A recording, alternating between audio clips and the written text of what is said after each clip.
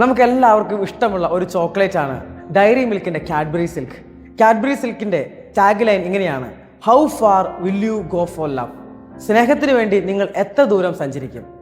നമുക്കെല്ലാവർക്കും ഇഷ്ടമാണ് Cadbury Silk. എന്നാൽ കാഡ്ബറി സിൽക്കിനോടുള്ള സ്നേഹം ആ ചോക്ലേറ്റ് കഴിക്കുന്നതോടെ കഴിയുകയാണ്.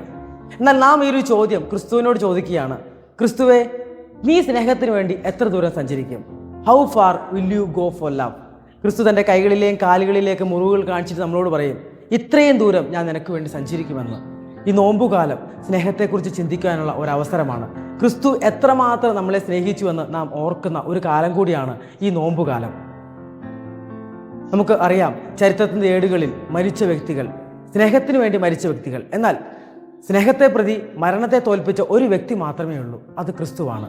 പ്രത്യേകമായ വിധം ഈ നോമ്പുകാലത്ത് നമുക്ക് ക്രിസ്തുവിനോട് കുറച്ചുകൂടി ചേർന്ന് നിൽക്കാം. ക്രിസ്തു നമ്മളോടും ഈ ഒരു ചോദ്യം ചോദിക്കും: സ്നേഹത്തെ പ്രതി നീ എത്ര ദൂരം സഞ്ചരിക്കും? എന്നോടുള്ള സ്നേഹത്തെ പ്രതി നീ എത്ര ദൂരം സഞ്ചരിക്കും? നമ്മുടെ ജീവിതമായിരിക്കട്ടെ ക്രിസ്തുവിനുള്ള ഉത്തരം. നോമ്പുകാലത്ത് നമുക്ക് അതിനുവേണ്ടി പ്രത്യേകം പരിശ്രമിക്കുകയും പ്രാർത്ഥിക്കുകയും ചെയ്യാം. ക്രിസ്തു നമ്മളെല്ലാവരെയും സമൃദ്ധമായി അനുഗ്രഹിക്കട്ടെ. ആമേൻ.